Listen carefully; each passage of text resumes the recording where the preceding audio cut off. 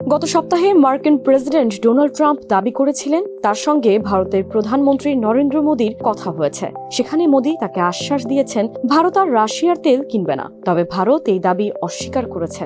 এখন ট্রাম্প বলছেন ভারত যদি এই কথা বলতে চায় তাহলে তাদের বিশাল অঙ্কের শুল্ক দিয়েই যেতে হবে।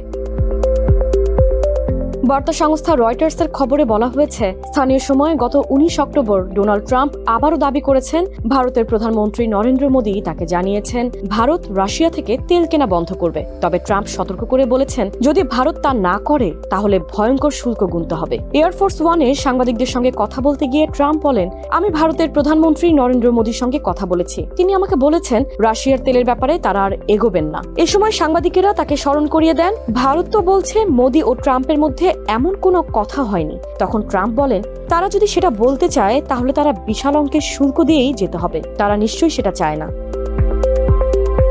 রাশিয়ার তেল কেনার বিষয়টি ট্রাম্প প্রশাসনের সঙ্গে ভারতের দীর্ঘদিনের বাণিজ্য আলোচনার অন্যতম বড় বিরোধের জায়গা। ভারতের পণ্যের উপর যুক্তরাষ্ট্রের আরোপিত 50% শুল্কের অর্ধেকই এই তেল কেনার শাস্তি বলে জানান ট্রাম্প। যুক্তরাষ্ট্রের মতে তেল বিক্রির অর্থই রাশিয়ার ইউক্রেন যুদ্ধের তহবিল হিসেবে ব্যবহৃত হচ্ছে। 2022 সালে ইউক্রেন আক্রমণের পর পশ্চিমা দেশগুলো যখন রাশিয়ার উপর নিষেধাজ্ঞা দেয় এবং রাশিয়ার তেল কেনা বন্ধ করে, তখন ছাড়ে বিক্রি হওয়া সেই তেলের সবচেয়ে বড় ক্রেতায় পরিণত হয় ভারত। গত 15 অক্টোবর ট্রাম্প দাবি করেছিলেন সেদিনই মোদী তাকে আশ্বাস দিয়েছেন ভারত রাশিয়ার তেল কেনা বন্ধ করবে।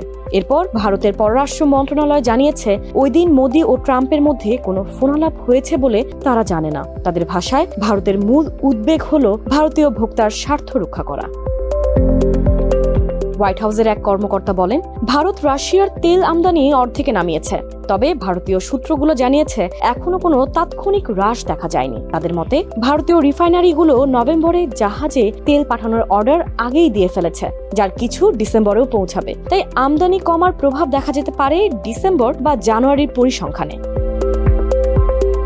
কমোডিটি ডেটা সংস্থা কেপলারের হিসাব অনুযায়ী রাশিয়া যখন ইউক্রেনীয় ড্রোন হামলায় ক্ষতিগ্রস্ত রিফাইনারি পুনরায় চালু করে রপ্তানি বাড়াচ্ছে, তখন চলতি মাসে ভারতের রাশিয়া থেকে তেল আমদানি প্রায় 20% বেড়ে দৈনিক 19 লাখ ব্যারেলে পৌঁছাতে পারে।